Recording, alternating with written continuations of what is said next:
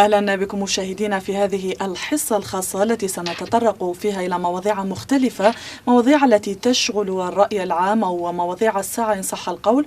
وفي الجزء الأول من عدد اليوم سنتطرق إلى موضوع ندرة الأدوية الذي لم تشهد مثله الجزائر منذ سنوات، حيث قفزت قائمة الأدوية المفقودة من 250 نوع نهاية سبتمبر إلى أزيد من 300 دواء نهاية نوفمبر الفارط، ما أضحى يشكل معاناة كبيرة بالنسبة للصيدلي والمريض الذي يبقى ينتقل من صيدلية إلى أخرى من أجل البحث عن الدواء المناسب. وحول هذا الموضوع أسعد باستضافة كل من السيد معاذ تبينات رئيس الجمعية الوطنية للصيادلة الجزائريين، والسيد عبد الله أبو القرون مسؤول الاتصال بذات الجمعية. إذن السيد تبينات بادئ ذي بدء، وقبل الخوض في موضوعنا حبذا لو نعرف الجمهور بالجمعية الوطنية للصيادلة الجزائريين باختصار، ومتى انطلقت الجمعية وما هي مبادئ الجمعية وإطار نشاطها. مساء الخير جميعا، أشكركم على هذه الدعوة وعلى هذه الالتفاتة الطيبة. الجمعية الوطنية للصيادلة الجزائريين هي مشروع انطلق سنة 2017، كان كفكرة، ثم كان عنده الوقت الكافي أنه ينضج وأنه يجد الصيغة المثلى أنه كيفاش يخرج، وخاصة تماشيا مع الظروف التي يعيشها القطاع الصيدلاني في الجزائر، وهذا لمسايرة أيضا ما يحدث خارج الوطن والتقدم الكبير الذي عرفه هذا التطور القطاع الصيدلاني. وربما أزمة كورونا اللي رانا نعيش فيها اليوم أعطتنا دليل قاطع أنه من أهم القطاعات الاستراتيجية للدول والتي يجب أن تشتغل على تطويرها.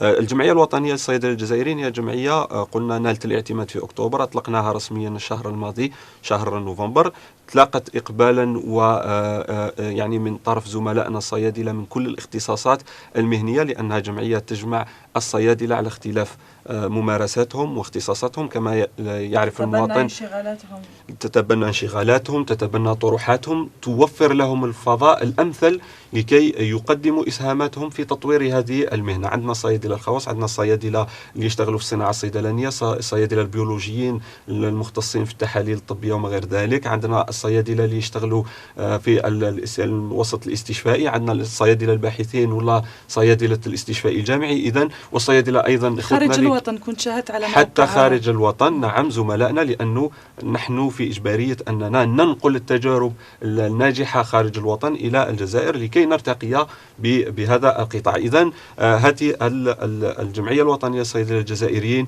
ما هي إلا فضاء مفتوح لكل الصيادلة لمشاركة في ترقية هذه المهنة والحفاظ على مبادئها، وكذلك رفع انشغالات طبقة مهمة جدا من الصيادلة الآن، وهم الصيادلة المتخرجين حديثا. يجب أن يعرف المواطن الجزائري أنه عندنا حوالي 2000 متخرج سنويا، يعني بمعدل 10 سنوات عندنا أكثر من 20,000 صيدلي أقل من 35 سنة، هم بحاجة إلى مرافقة، إلى تكوين مستمر. إحصائيات تتكلم في العالم على أنه تردي الخدمة الصحية يعود إلى ضعف التدريب والتكوين ما بعد الجامعة، لذلك وضعنا أيضا نصب عيننا في هدف الجمعية لما أسسناها مرافقة والتكوين المستمر للصيادلة. نتمنى أن تكون هذه الجمعية يعني إضافة بالنسبة للصيادلة وللقطاع وحتى قطاع الصحة ولكل الفاعلين. والآن مشاهدينا نعود إلى موضوعنا المتمثل في ندرة الأدوية. نشاهد وإياكم هذا التقرير الذي أعده لنا الزميل خالد بوفكان، ولنا عودة. رحلة بحث شاقة من أجل الحصول على دواء، والسبب يكمن في ندرة أزيد من 300 نوع في الصيدليات، رغم تطمينات الحكومة للمرضى القائلة بالقضاء على هذه الندرة الناتجة عن تقييد الاستيراد، وهذا من خلال تشجيع الإنتاج المحلي. ما كانش ما مش يجيبوه، يعني نتمنى من السلطات يعني تجيب الأدوية، تجيب لنا الأدوية اللي خص كيما تاع القلب، يبقى دي كرونيك هادو كاع لازم يجيبوهم.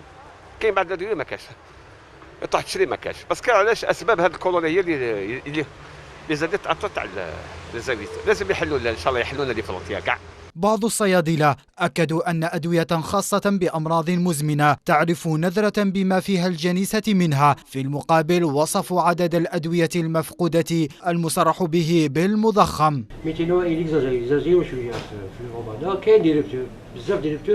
Par exemple, des produits cardiovasculaires, par exemple, même le sulfate de morphine, ça fait plaisir, donc il y a des produits essentiels ولي مالادي كرونيك ماهوش كاينين. دونك ميم لو جينيريك ماهوش كاين الناس يسو كونتونت يقول لك ما نديرش البريسيرش ندير جينيريك مي اكشوالمون ميم لو جينيريك ماهوش كاين سور لو مارشي دونك سي ان بروبليم. من جهته وزير الصناعات الصيدلانية لطفي بن باحمد أكد في آخر تصريحاته أن الأدوية متوفرة، متهما بعض الشركات بتخزين كميات معتبرة لإحداث الندرة. بين هذا وذاك يبقى المريض وحده يعاني الأمرين، خاصة وأنه أضحى يطلب من طبيبه في كل مرة تغيير الوصفة بسبب عدم توفر الدواء اللازم. والآن كما شاهدنا مشاهدينا في هذا التقرير أزيد من 300 دواء مفقود في الجزائر.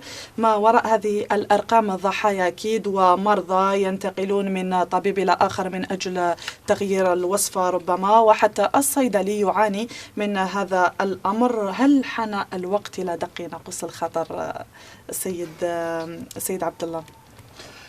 شكرا على الاستضافة. يعني هو الحالة الصحية اللي رانا نعيشوها اليوم في الجزائر هي اللي يعني بينتنا هذه الأزمات، أزمات الأدوية، القطاع الصحي، تداعيات لأجنحة كورونا. وكاين هذا المشكل ثاني كان من قبل، يعني لا يمكن إنكار ذلك بلي كاين من قبل. يعني هي بالنسبة لك الأرقام كاين عندنا دو فيرسيون. دونك عندنا نقابة الصيادلة اللي تقول انه ازيد من 300 دواء، وكاين موزعين دونك اللي يقول لك لا الاعداد اقل من ذلك.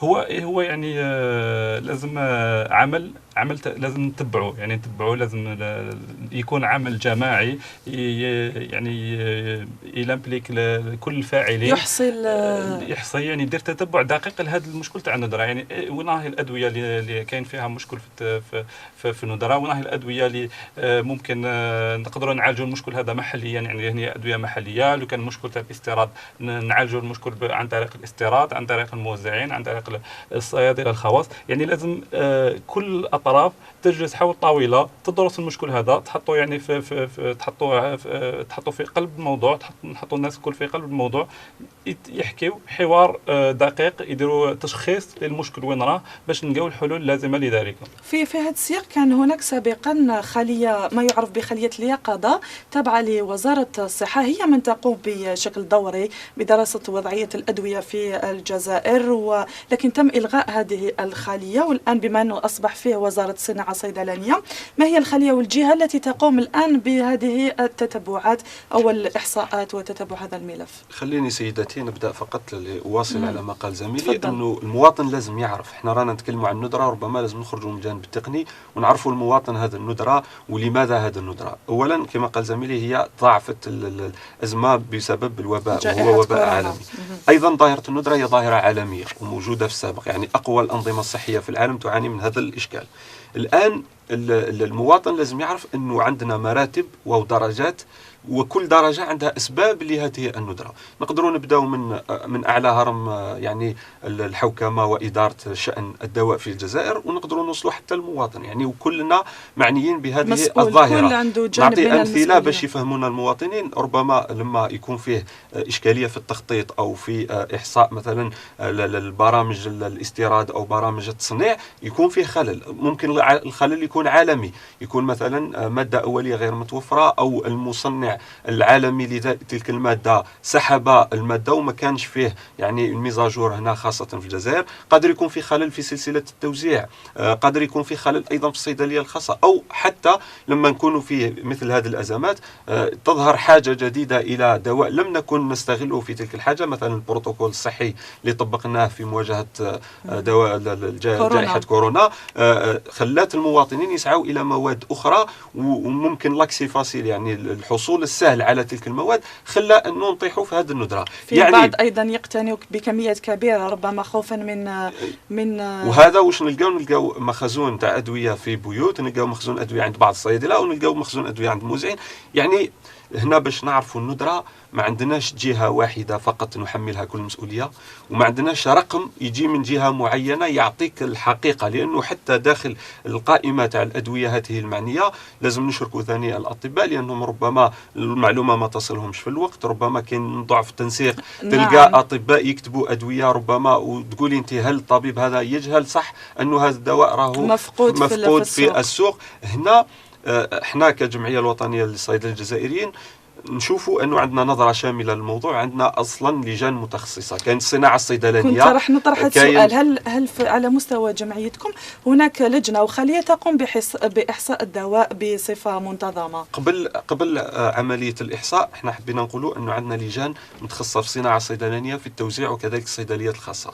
هذول يجب ان يجلسوا ويلقاو هذيك الصيغه المثلى باش يخرجوا ماشي إحصائيات فقط، دراسات. لأنه حتى في الأدوية ربما ممكن لازم نفرقوا بين دواء أساسي، دواء تكميلي، لازم نفرقوا بين دواء جانيس، دواء أدوية ذات أولوية قصوى، أدوية ذات أولوية دنيا. لأنه الهدف من كل هذا العمل هو أننا نقصوا من الحدة تاع الندرة، ما نقدروش نقضيو عليها يعني نهائيا، لأن كما قلنا هي ظاهرة صحية عالمية وأقوى الأنظمة الصحية تعاني منها. الآن في زمن الأزمات يجب التكاتف ويجب التفكير الجيد والاستراتيجي، نقيموا الواقع اللي عندنا ونخموا في المستقبل. جات فرصة ربما المواطن كان يحس بالندرة ويعيشها ونعيشها كلنا. كلنا نتدخل يوميا في حالات ندرة الأدوية بالتوجيه، بالنصح، بمحاولة إيجاد هذه الأدوية. لكن في ظل أزمة كورونا تسلط كثير الضوء على هذا الجانب. الآن هي فرصة أن الجميع يجلس ويجد كما قال زميلي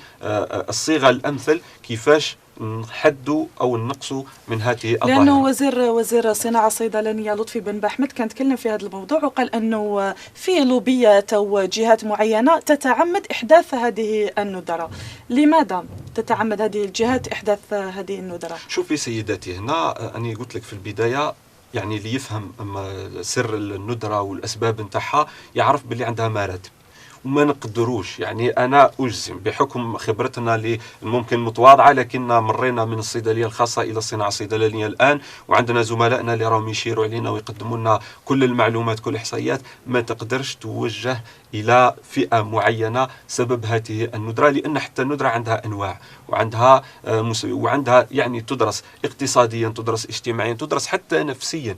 كيفاش أنه مواطن يسعى إلى تخزين دواء عنده في المنزل، هذا أيضا يعتبر إشكال اللي ربما يخلينا نعيش في حلقة مفرغة. مثلا دواء يفقد لمدة معينة، حتى ولو سرعنا مثلا في الإجراءات الإدارية وجبنا ذلك الدواء، راح نلقاو مستقبل اللي هو المواطن ينتظر ذلك الدواء لتخزينه ماشي لتلبية حاجته. يعني منهم جانب من المسؤولية يعني في هذه الندرة. نحن نخرجوا من ندرة باش نطيحوا في ندرة أخرى مستقبلية. لذلك يجب أن نفكروا، ما يكفيش فقط أننا نوجهوا السبب الندرة إلى جهة معينة. هذه مش راح تحل الإشكال نحن يعني صيادلة رانا في علميين ورانا ناس أكاديميين اللي يقدروا يلقاو حلول حقيقية لهذا ملمين أيضا بالموضوع وبالوضعية. نعم. لأنه أنتم المخولين أو كيفاش نقولوا أنتم اللي راكم محتكين بهذا الوضع وتقدروا تقدموا تفسيرات موضوعية. نعم.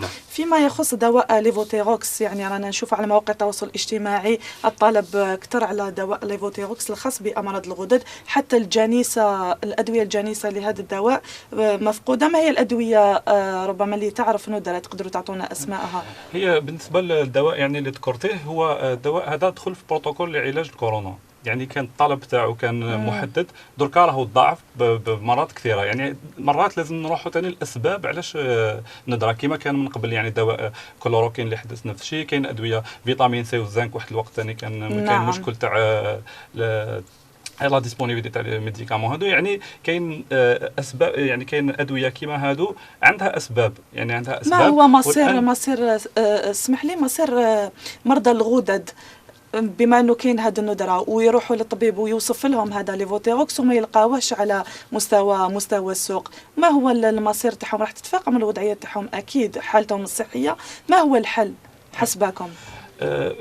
تتكلمين على لوفينوكس ولا ليفوتيروكس الخاص بامراض الغدد؟ داكور. لان انا تكلمت يعني على لوفينوكس اللي هو اللي كان فيه مشكل، في البروتوكول تاع كورونا تاع الصحي. شوفي هي يعني انا باش نعرفوا يعني الادويه، كاين ادويه تصنع محليا، كاين ادويه تستورد. يعني في الجزائر باش نعرفوا السلسله تاع كامل الفاعلين في قطاع الادويه، ونروحوا ثاني لاسباب الندره كما كان يتكلم قبل معاذ، يعني على باش نديروا تشخيص لاسباب الندره.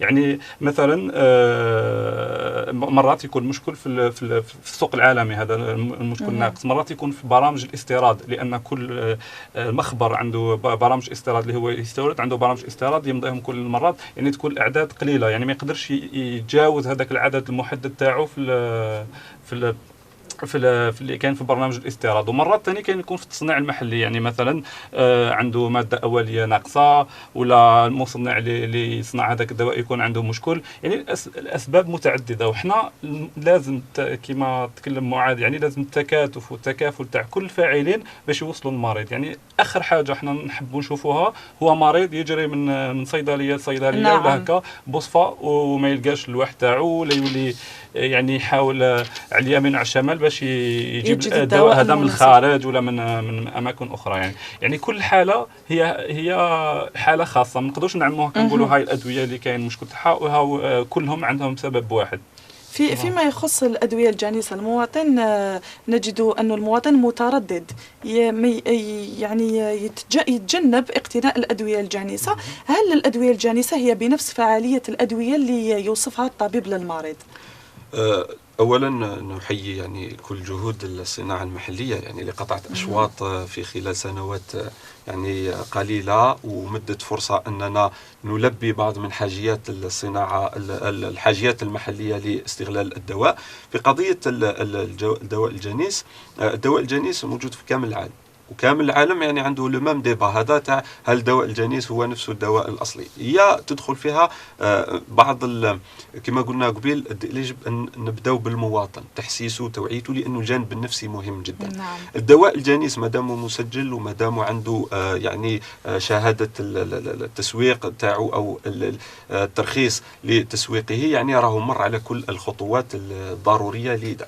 أما تبقى النسبية أو فعالية، نسبية يعني رد الفعل تاع المستهلك أو هو المواطن أو تجاوب الطبيب أو تجاوب، لا، هي عندها مستويات. ربما أيضا هذه من الأمور اللي لازم نفكروا فيها، كيفاش نقويوا صناعتنا الصيدلانية، وكيفاش نوصلوا إلى المواطن فكرة أنه استغلال هذا الدواء الجنيس هو مفيد لصحته أيضا ومفيد للاقتصاد الوطني. لازم نعرفوا، يعني لازم نعرفوا هذا الأمر ولازم نمشيوا له.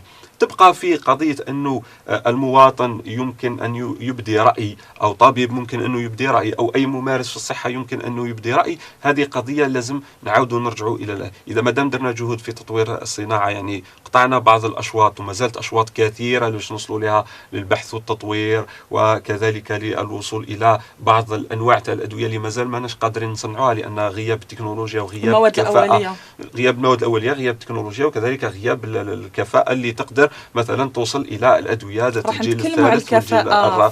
نعم، لاحقا. إذا الدواء الجنيس هو دواء عنده نفس المعايير علميا للدواء الأصلي، أنه نفس الفائدة، وكل هذا مضمون يعني من خلال هيئات لتراقب الجودة، وكذلك هيئات اليقظة لما بعد استهلاك هذا الدواء، باش يعرف المواطن أنه في حالة ما إذا أنه حس أنه كان عنده مضاعف أو حالة جانبية لم يكن، كاينة هيئة تتكفل بهذه، تقرب إلى الصيدلي تاعو أو الطبيب تاعو ويقول له أنه مثلا حدث معه مضاعفات أو حدث معه، لأنها دور هيئة اليقظة الدوائية، لأنها موجودة في الجزائر. لأنه هذا المشكل مش موجود إلا ولا لا يقتصر إلا على المجال الصيدلاني، إنه المواطن الجزائري يتخوف من كل ما هو محلي جزائري، لذا يتجنبوا يقتنوا هذه الأدوية الجانسة، ونصيبوا منهم مازالوا يقعدوا يبحثوا على الدواء اللي يوصفه للطبيب حتى يوجدوا. أنت واش تقدر تقول للمواطن فيما أنا شوف يعني بالنسبة لهذه الدواء الجنيس نعرفوا بالدواء الجنيس هذا موجود في كل العالم. يعني إحنا كصيادلة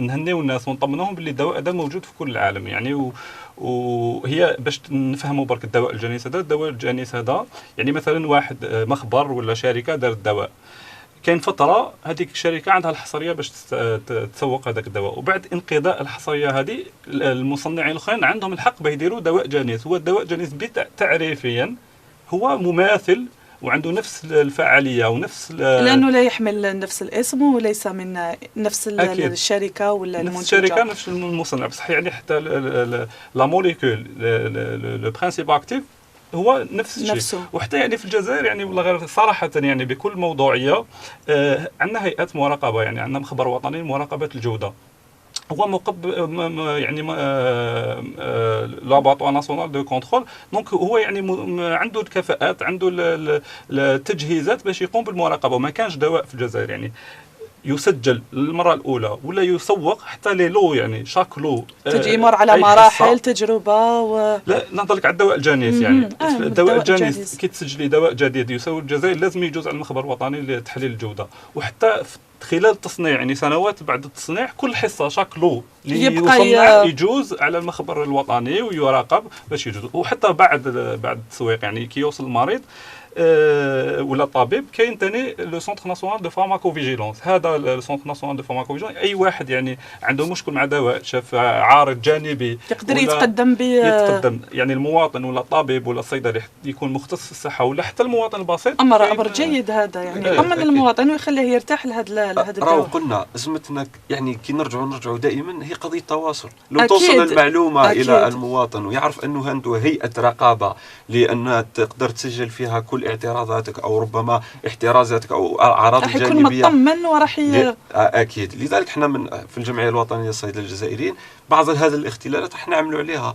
نقوي جانب التواصل، كيفاش المواطن يعود يشوف الصيدلي، لانه حتى نظرته للصيدلي ربما مختصره في قضيه بيع او صرف الادويه. لازم يعرف مهنه الصيدله هذه وش فيها، لانه مثلا اليقظه الدوائيه من اختصاصات الصيدلي، صناعه الصيدلانيه، مراقبه الجوده، الكفاءه تاع الادويه، كل هذه يصار عليها صيادله جزائريين. يعني احنا هذا الشيء فقط يفهموا المواطن، توصلوا المعلومه. ايضا حتى الممارسين تاع الصحه لازم يكونوا على علم انه كاين هذه الهيئات اللي يقدروا يتقربوا منها ويقدروا ينسقوا معها في اطار يعني ضمان انه اي دواء يسوق في الجزائر يكون عنده كفاءه وعنده جوده عاليه. لأن المواطن لما يشوف انه هناك هيئه راح تحميه ولا تدافع عليه ولا تجيب له حقه من هذا المنتجين ولا مصنعي الدواء، اكيد انه راح يرتاح وراح يلجا الى الادويه المصنعه هنا بالجزائر، وراح يوضع ثقه تاعو اللي ربما منذ سنوات وهي مفقوده في هذا المجال يجددها بوضع ثقته في هذه الهيئات. ولا الثقه راهي موجوده في كل شيء. وانا قلنا لانه ضعف التواصل هو اللي خلى هذه الازمه تاع الثقه توسع مع كل الاطراف.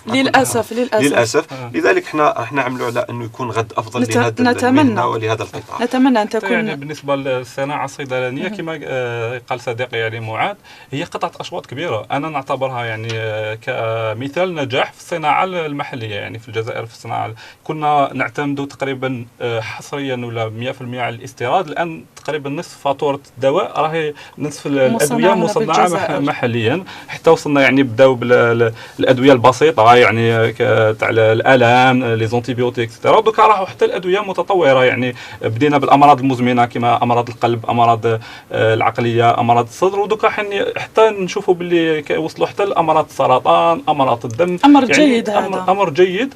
وحتى يعني هذا الامر راح يشجع على الناس باش تروح للقدام. يعني اي واحد انا كل مره نديروا تحدي لنفسنا ونتجاوزوه. وشفنا يعني حتى يعني كنهضروا على دواء الجانيز، مشكل دواء الجانيز في بدايه الامر كان تقريبا قليل اللي يثق فيه ولا الان تغير الامر، حتى الصوره تغيرت. يعني الناس عادوا يتناولوا الدواء الجانيز، يجربوه يتناولوه. نشوفوا باللي العقليه والناس بدات تفهم باللي الدواء الجانيس هذا عنده نفس الشيء، وحتى كيجربوه على نفوسهم مع الطبيب تاعهم مع الصيدلي.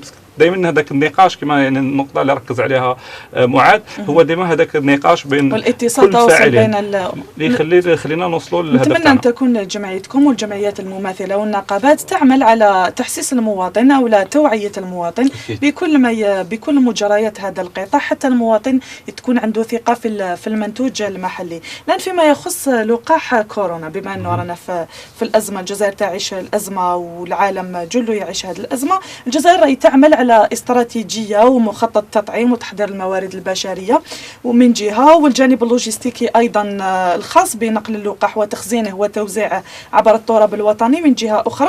أنتم كجمعية صيادلة هل تم الاتصال بكم من طرف الجهات الوصية من أجل المساهمة في هذا المخطط؟ يعني وأيضا المواطن راه يتساءل كيف سيتم توزيع هذا الدواء؟ هل يكون على مستوى الصيدليات؟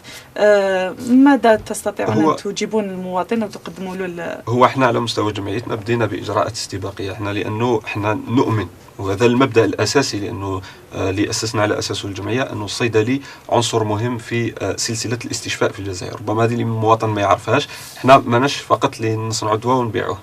المواطن الصيدلي هو الذي يسهر على حتى تناول الدواء ومتابعة المريض ما بعد تناول الدواء، وكاين حتى اختصاصات ربما مازال ما تطورتش هنا في الجزائر، مثل الصيدلية السريرية، الصيدلية الكلينيكية أو الاستشفائية يعني الحقيقية. تقدم لنا فكرة على نعم نقدم. احنا في قضية اللقاحات بدينا شكلنا خلية المتابعة العلمية.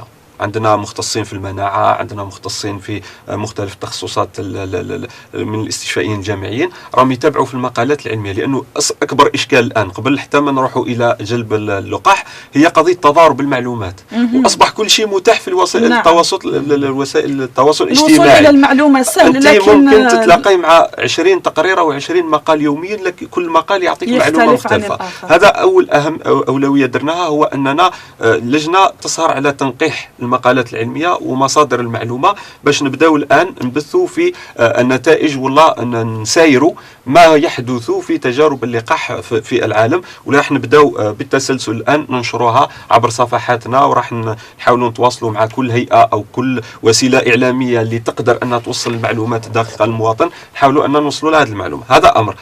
الأمر الثاني اسمح لي سيد معاذ، راح نكملوا نتواصلوا في الحديث فيه في الجزء الثاني من هذه الحصة الخاصة، لأنه انتهى الجزء الأول. كان مشاهدينا نعود بعد هذا الفاصل.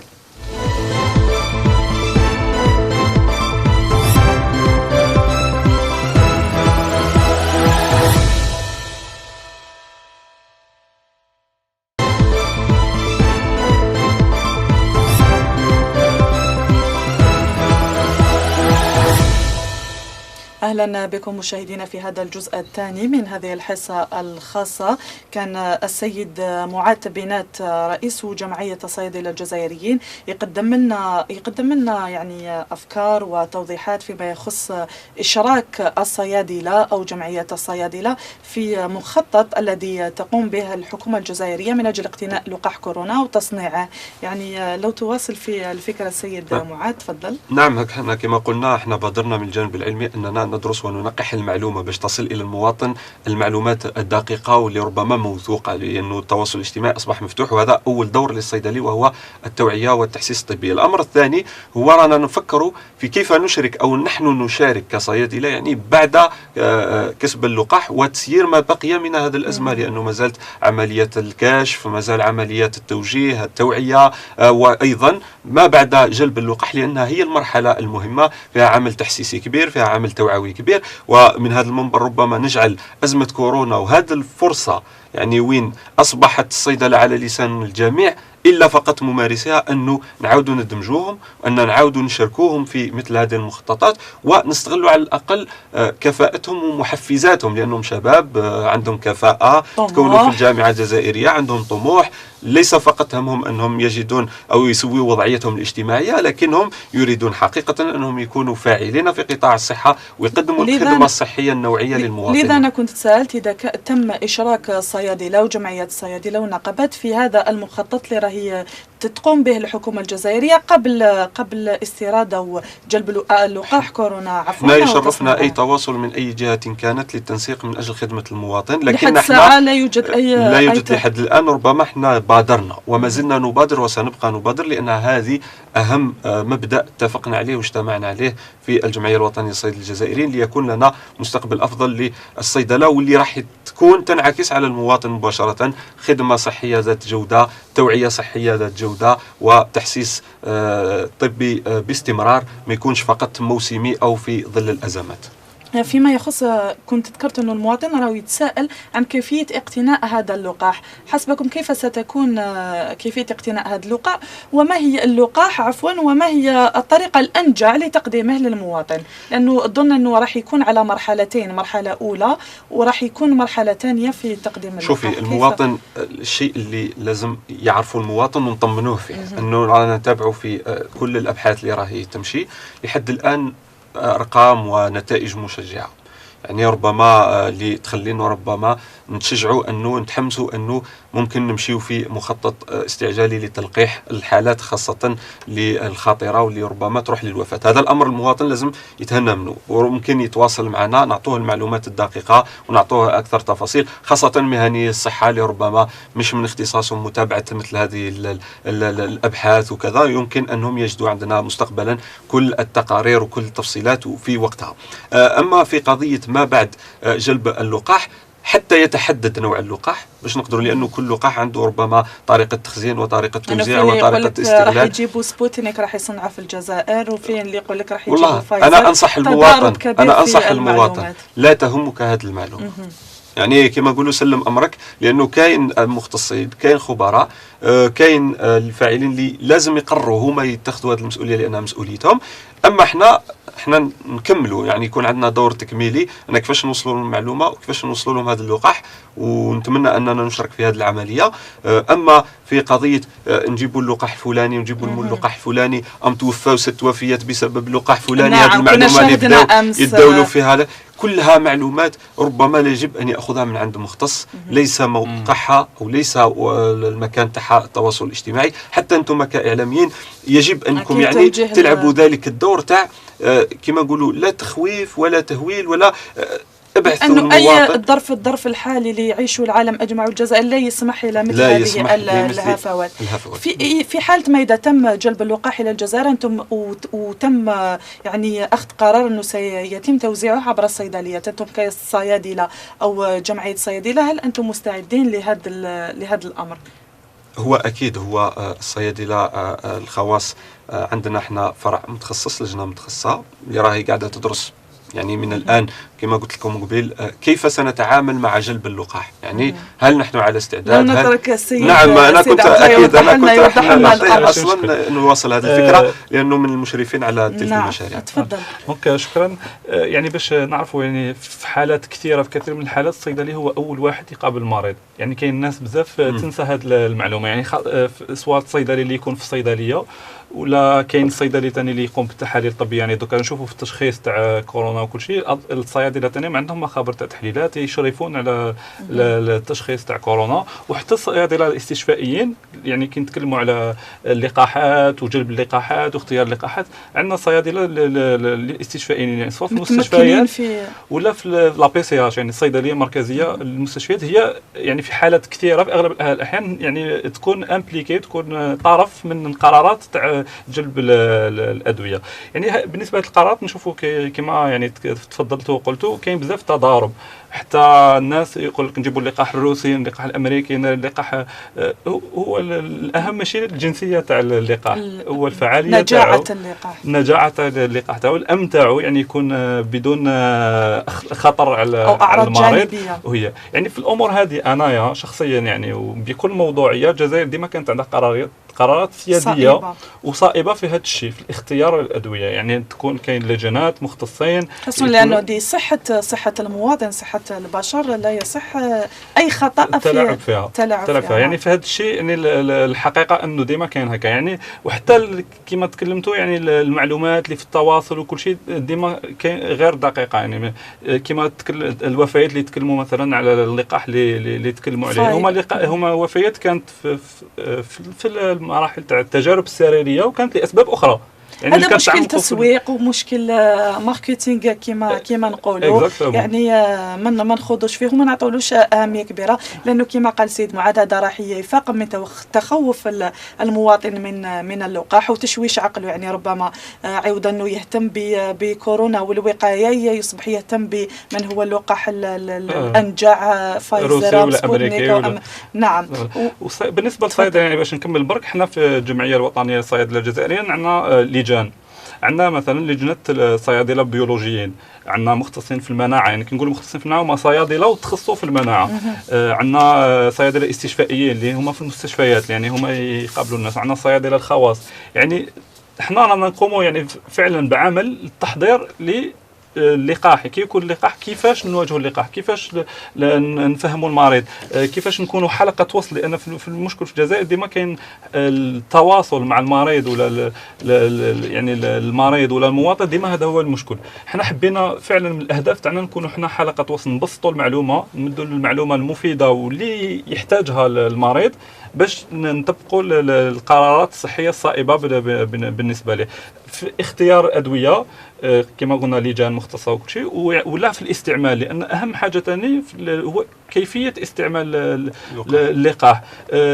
كيفاش نتعاملوا مع يعني لي سيركونستانس ولا الحوايج اللي لازم يراعيهم المريض كيعود يتناول اللقاح، كيعود يتناول اللقاح ولا خارج اللقاح. يعني حتى في كورونا نشوفوا باللي كثير من المرضى يروحوا الصيدليه، كيفاش ندير، واش نشرب، كيفاش نحمي نفسي، كيفاش نروح، لانهم يتخوفوا مثلا يروحوا للطبيب ولا المستشفى. احنا ما نشجعوش يعني هذه لوطوميديكاسيون ولا واحد اكيد لانه لكل يكون من سواء كان صيدلي ام طبيب لكل منهم التخصص تاعو الدور. مثلا في كورونا يعني باش على سبيل المثال برك في يوم الثلاثاء احنا درنا ويبينار يعني على في التواصل المرئي عن بعد. يعني درنا تبادل الخبرات بين، يعني جبنا خبير في هيئة المنظمة العالمية للصحة، جبنا أيضا صيدلية رئيس جمعية صيادلة في السعودية، وخبير جزائري يعني ثاني معنا مختص في المناعة. ويعني طلبنا من الصيادلة ولا باش يجيو يشاركوا في ويبينار باش يعرفوا، باش يكونوا محضرين، باش يكونوا ملمين بالموضوع. لأن هذه الجائحة تاع كورونا يعني هي فاجأت الجميع. كاين يعني كل الناس ما كانش محضره لها، مستعد ولا في هذه النقطه. يعني انا كنت حابه دالو تقول لنا اذا كانوا الصيادله مستعدين ربما راح يكون ضغط، اذا كان توزيع اللقاح على مستوى الصيدليات راح يكون ضغط كبير على الصيادله. هل الصيادله راهم هيئين يعني نفسهم ومستعدين لهذا الضغط حتى يعرف نوع اللقاح وطريقه توزيعه؟ لانه الصيدلي عنده واحد كما نقولوا احنا معايير لتوزيع وتخزين والاحتفاظ بالأدوية وتسليمها للمواطن. هذه المعايير تطبق. نشوفوا هل الصيدلية الخاصة جاهزة لأنها تقدم هذاك اللقاح اللي قررت الدولة أنها تجيبه. نعم. يعني هذه تجي في مرحلة أخرى، لكن لازم نحضروا أنفسنا لكل السيناريوهات. وأكيد أنه الصيدلي الجزائري حاضر ومش حيبخل يعني لإنجاح أي حملة وطنية كانت، سواء في التوعية في التحسيس أو في تلقيح المواطنين. جيد. يعني الآن موضوع آخر، جمعية الصيادلة تقول أنه التكييف ومواكبة التطور الذي يعرفه القطاع الصيدلاني في العالم لا يمر إلا عبر الاستثمار في رأس المال البشري المؤهل. كيف ذلك؟ نعم، هو هذه افتتاحية ربما لأهم مشاريع الجمعية، وهو أنه الصيدلي الجزائري ترجع له مكانته في سلسلة الاستشفاء، أو على الأقل نخلقوا المكانة هذه. لأنه تطورت الحالة يعني ربما في العالم تسارع رهيب في هذا التطور، خاصة في الجانب الصناعة الصيدلانية. واللي يكتسب الصناعة الصيدلانية أو الأمن أصبح أمر تاع أمن قومي. أنه تكون عندك كفاءة تاع صناعة صيدلانية واختراع واكتشافات وكذا. ناس عادت الحروب الحديثة يعني بين الدول. نعم. وموازين القوى بين الدول، اكتساب السلاح واكتساب الدواء. الآن يعني نعم. يعني باش نعرفوا يعني العالم موازين. احنا هنا في الجزائر لازم نخرجوا من هذيك النمطية تاع كاينة صيدلية خاصة أو كاين بعض المناصب تسيير في المعاهد التحاليل أو في المستشفيات. كاين مهن حديثة للصيدلي، يجب أن أولا هذا الشباب نلقاو لهم مكانهم في هذه المهن، نخلقوا هذه المهن جديدة، نرافقوهم باش يوصلوا إلى هذه المهن. لأنه حتى ممكن التكوين الجامعي لازم يتابع هذا التطور حتى بعد التخرج، لأنه دائما نعاني من مشكل أنه الجامعة مفصولة عن الواقع الاقتصادي والاجتماعي. إنه العالم كما قلت راهو يتطور وراهي تدخل مهن جديدة. يجب تحديث البرامج، تحديث طريقة تلقين المهنة هذه، ربما تغليب الجانب المهني على الجانب الأكاديمي. لأنه الصيدلي مش مطالب فقط يقرأ في 6 سنوات. الواقع شيء والنظري شيء آخر. فرق كبير وشاسع جدا. وربما يتواصلوا معنا صيادلة قال لك لقينا حتى مشكل في التأقلم. خرجنا بعد 6 سنوات تكوين، المهن القليله اللي متوفره كاين اشكال في التأقلم، يعني ما يقدرش من اول يوم انه يمارس في الصيدليه الخاصه، والله من اول يوم يمارس في المستشفى، او من اول يوم يمارس في معهد تحاليل او مخبر تحاليل. لذلك احنا راح نسعوا اننا لي ديفايونس والله الاختلالات اللي كاينه في الاختلال بين التكوين المهني والتكوين الاكاديمي للصيادله، نحاولوا نديروه بالتكوين التكميلي المهني خارج الجامعه بتبادل خبرات مع هيئات عالميه. تقومون باسمح لي ورشات على مستوى الجمعيه؟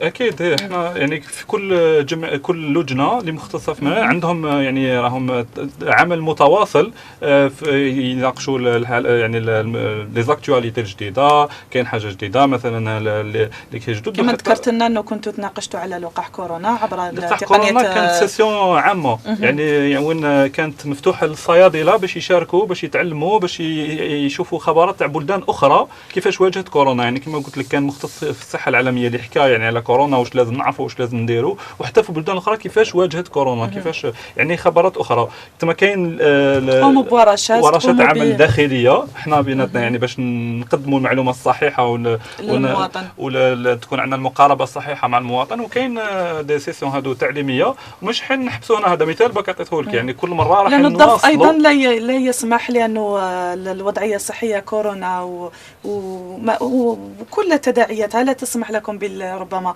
ابرام اجتماعات ملتقيات. راهي الظرف اللي انطلقت فيه الجمعيه رانا في رقم قياسي في استغلال وسائل التحاضر عن بعد. رانا نحاولوا رغم انه صعب عنا انه الناس تتاقلم مع هذه الوسيله، لكن من واجبنا ان نستمروا فيها. راح يكونوا فيها فيديوهات، راح يكونوا فيها ندوات حتى مسجلات عاود تنشر في وسائل التواصل الاجتماعي باش يقدر كل صيدلي يشوفها يعني في الوقت اللي يناسبه. احنا المهم اننا نضمن وصول الصيدلي الى مثل هذه التكوينات بطريقه او باخرى. راح نكونوا حلقه وصل، تصلوا بنا عديد الهيئات العالميه وايضا الدوليه حتى يعني قال احنا مستعدين ان نقدموا خبراتنا من اجل تطوير مهنه الصيدله. وايضا عندنا يعني جمعيات علميه هنا في الجزائر، الناس اللي سبقونا اللي هم اساتذتنا وخبراءنا اللي راح يكونوا يعني ان شاء الله ماذا بنا يعني يكونوا معنا كاعضاء شرفيين ويشكلوا لنا خليه الخبره اللي احنا اللي لازم نستفادوا منها، لانه عندهم رصيد معتبر.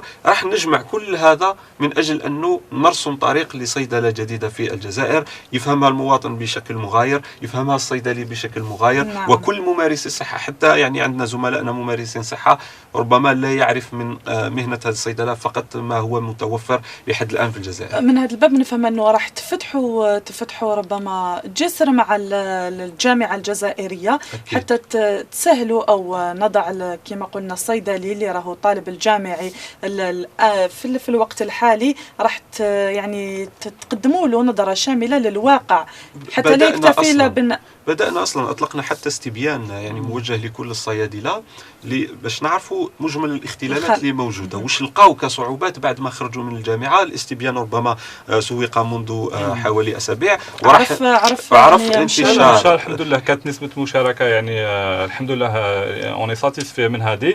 وحتى يعني أنا وش حبيت نقول يعني إحنا يعني كأعضاء في الجمعية وأيضا الخبراء اللي بالك يمارسوا حين نضعوا كل الخبرات تاعنا في خدمة الصيادله، يعني خاصه الصيادله متخرجين جدد يعني اللي يواجهوا عالم الشغل ما يكونوش عندهم بالك كل معلومات كل يعني خاصه في الممارسه مثلا ما يكون عندهم نظريا يعني يكون هذا في كل الجامعات الجزائريه. يعني نعم. الطالب تكون عنده نظره لما يخرج الى الواقع يجد انه الواقع مغاير تماما لواش درسوه في الجامعه. احنا حبينا يعني صح يعني الخبرات تاعنا احنا يعني كاين ناس عندهم سنوات خبرات صغيره ولا كبيره ولا كل شيء نحطوها في خدمه الصيادله الجدد باش نهيئوهم لعالم الشغل. يعني يخرج من الجامعه يروح للشغل عنده السلاح اللي يواجه به، عنده الخبرات تاع الممارسين في الجزائر وحتى كما تكلموا عادي يعني شفنا خارج الجزائر في البلدان الاخرى كيفاش هم يمارسوا في الصيدله.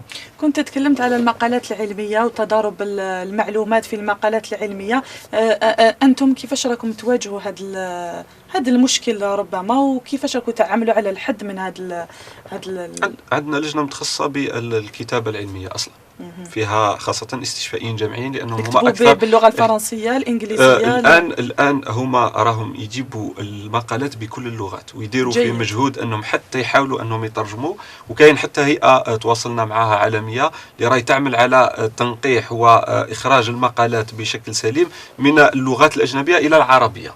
بهذا الطريقة نقدروا نوصلوا للمواطن أبسط معلومة ممكنة. نعم. أما احنا باش لزملائنا ممارسي المهنة وكذا، أهم شيء هو التدقيق في المصادر وفي منهجية التقرير أو المقالة العلمية هذيك. عندنا استشفائيين جامعيين اللي راهم مسخرين كل وقتهم، أي مقالة تصدر، أي حتى مقالة صحفية، يروحوا يشوفوا المقالة الصحفية، يروحوا يشوفوا المصدر تاع المعلومة ويحاولوا يتحراوا، لأنه هذه عمل كبير جداً. عمل ورشة كبيرة بزاف اللي لازم نعطيها أهمية. هذا عمل تطوعي في إطار عمل الجمعية، يعني يتطوعون من أجل خدمة أفضل للمواطن وأيضا لممارسي المهنة اللي هم زملائنا. هذا أمر جيد راه تقوم به الجمعية. نتمنى يعني بالنسبة يعني لو كان نتكلموا على المقالات العلمية، الجيل الجديد هذا يعني متمكن من اللغات. نعم. هذه الحاجة المليحة يعني. نعم. خاصة الإنجليزية الفرنسية العربية، يعني هذه حاجة مليحة خلاص وخلتنا نفتحوا أبواب كبيرة خاصة على الهيئات العالمية ولا المقالات العلمية العالمية، وما تقريبا الأغلبية تكون بالإنجليزية، معلومات باللغة الإنجليزية. يعني دركا الصيدلي يعني الجيل الجديد الصيدلي يعرف العربية، يعرف الفرنسية ويعرف الإنجليزية، يعني يقدر متمكن من هذه اللغات. وحتى يعني بالك كنت تلاحظوا يعني في الممارسات عادة نعم. تكون كثير بالفرنسية. يعني الصيدلي الجيل الجديد الصيدلي يتمكن من الإنجليزية، يعني يأخذ المعلومات وحتى في الممارسة يقدر يتواصل مع زملاء الآخرين ولا مع المختصين الآخرين، للمريض بالدارجة ولا بالعربية ولا. هذه حاجة جديدة خلاص، وراحنا يعني حابين نستثمروا فيها بزاف باش ما نخليوش يعني معلومات ولا بعد الفرص تروح علينا. فيما يخص أيضا الدخول بعض الصيادلة المعتمدين غير المعتمدين، نقول في موجة احتجاجات. شفنا أنه هذا الأسبوع بولاية سطيف كان هناك احتجاج من طرف الصيادلة غير المعتمدين، رسلوا من خلالها السلطات العليا من أجل فتح الاعتمادات، وقالوا أنه هذا الطلب الحصول على اعتمادات راهو منذ 13 سنة. واش تقدروا تقولوا لنا في هذا الموضوع؟ شوفي، أولا هو هذه القضية قضية قديمة ورانا نتابعه يعني بشكل دوري، واستقبلنا تقارير من أكثر من 7 ولايات اللي دخلوا صيادلتها في احتجاجات.